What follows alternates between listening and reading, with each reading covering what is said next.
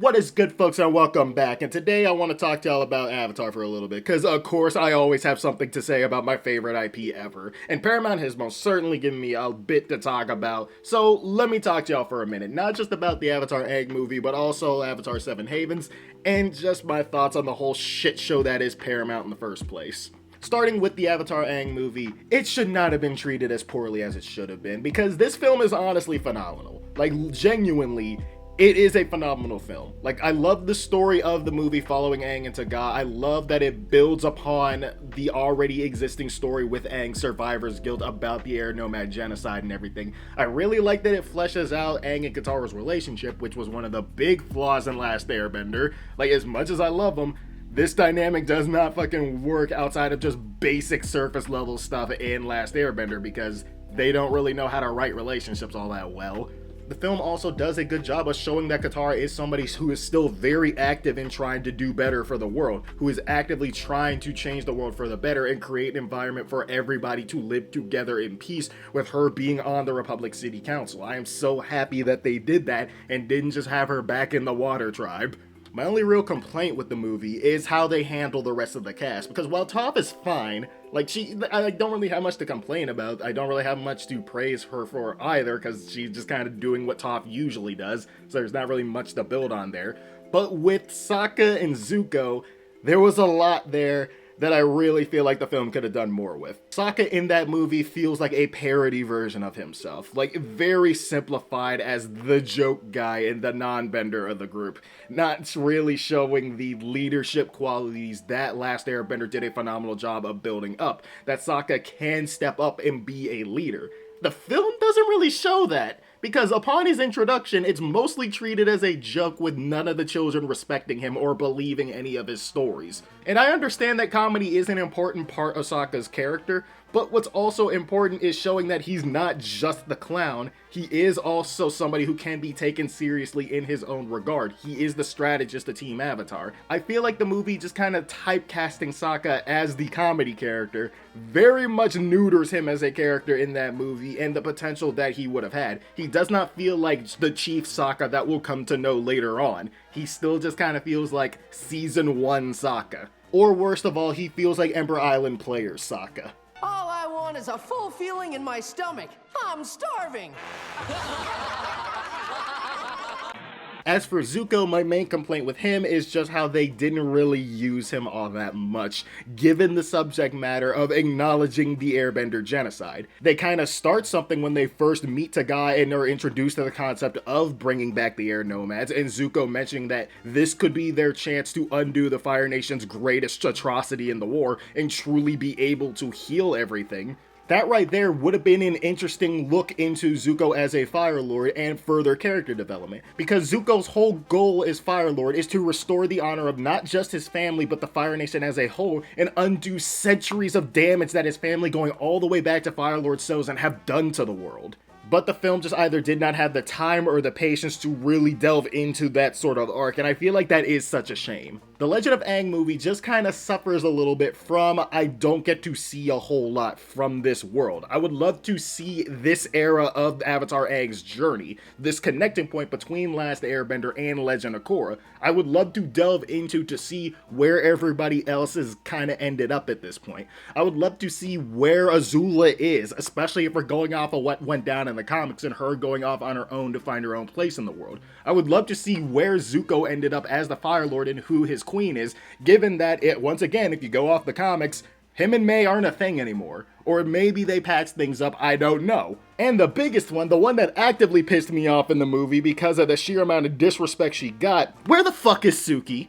Like, where is she? What has she been up to? What has she been doing? Y'all fucking show her in a throwaway background scene. Y'all do not fucking respect my girl. Fucking respect Suki in this franchise, goddammit. She's a part of Team Avatar. Like, what the fuck? But overall, I love the Legend of Aang movie. I love the art and animation. I love the story and everything. It just suffers from a bad company not knowing how to handle this goddamn IP. Like, what the fuck, guys? Like, what has been this release schedule and everything? For God's sakes, nobody is buying Paramount Plus either. Like, what the fuck? Okay, Avatar 7 Havens. Overall, I love the trailer. Like, I love the trailer. I love the art and animation in it. I've seen a lot of people complain about it. Overall, I think it looks good. Like, I don't really have any complaints about it. Like, it looks good from what I've seen. I love the landscapes and everything. I love the environments and everything. The character designs look good. Like, I just need to see more of it before I need to see the actual show before I can put a solid opinion on any of it. I love the landscapes and everything. I love the post-apocalyptic environment, and I especially love all of the freaking spirit natural disasters going off all over the place. I really want to see the explanation for what the fuck is happening and how this connects back to the spirit portals and everything.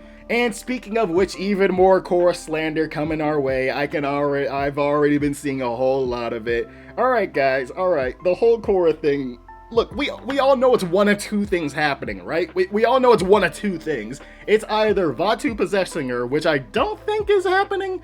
I don't think it's happening. I mean, it would be weird if it happens, but I wouldn't be against it either, but I don't really think that's what's happening.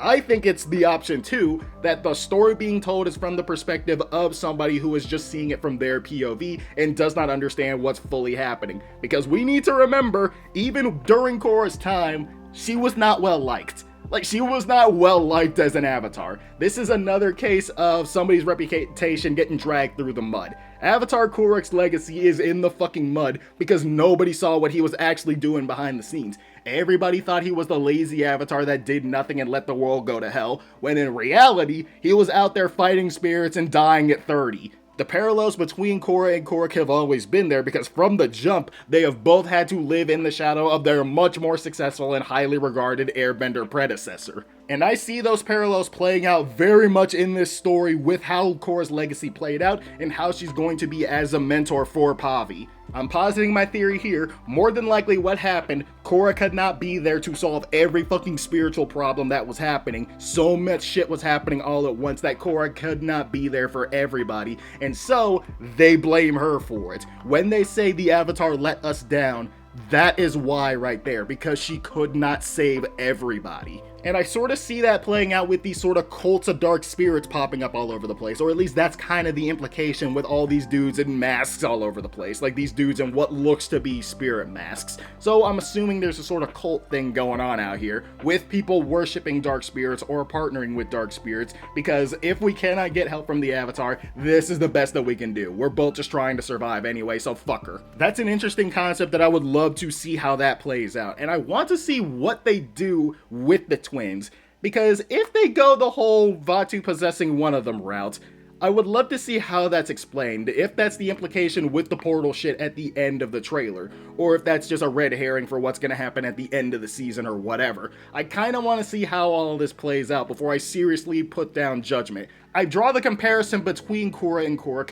because I need to see how Korra and Pavi's relationship delves out. Because with all the stories Pavi is being told about Korra, she's more than likely going to hate her like how Kyoshi hated Korra until they learn the truth of what actually happened in their past and why their present is the hellscape that it is now. The Avatar cycle exists to make up for each other's mistakes, and I want to see how that develops with Korra and Pavi. I want to see how that story continues, and I want to see how the Vatu thing plays into it, because it's definitely playing into it. I need to see more. Like, that's what this trailer at the end of the day gave me. I need to see more. But to get into further about this and why I'm a bit concerned, because oh god, this is released in October. And that terrifies me, because this kind of smells like Paramount is rushing this out. Just like they did the Legend of Aang movie, because this is supposed to release in October, and then they were just like, you know what, no, we'll just release it in July, and then just drop it a week later. Like, yeah, that is very concerning, and that's how you kill hype very quickly. And if these rumors that I've been hearing are true about them considering batch releases for Seven Havens, and either just releasing the whole thing all at once, or just the entire season, that will be the nail in the coffin, because I've lived through that with Stone Ocean. Batch releases suck absolute ass and kill the hype for a show. I would much rather y'all just go week to week with it and build hype from it. You can salvage this. The Avatar franchise is salvageable, and no matter how much damage you do to it, it's not gonna die. People still love this franchise. Just be smart with it. I would have hoped you guys learned something at the end of Korra. Korra should have been the death blow to the franchise, but it wasn't, because there was still enough there to keep people invested. Like, guys, all you gotta do is treat this franchise well. That is all you gotta do. It cannot be that difficult. It cannot be that difficult. But those are my thoughts on the Avatar franchise right now. Overall, I love the movie, and I'm really hyped for Seven Havens, and I just really hope Paramount don't fuck this up. That's all I ask. That is all I ask. But if y'all like this video, be sure to hit the like button, hit the sub button down below, and hit me down in the comments below and let me know. What are your thoughts on the movie or Seven Havens? Let me know down below. But for now, I must bid you all adieu. So goodbye. Mwah. Good night. Sage out. A shiny teeth that twinkle, just like the stars in space. A shiny teeth that sparkle, and beauty to my face. A shiny teeth that glisten, just like a Christmas tree.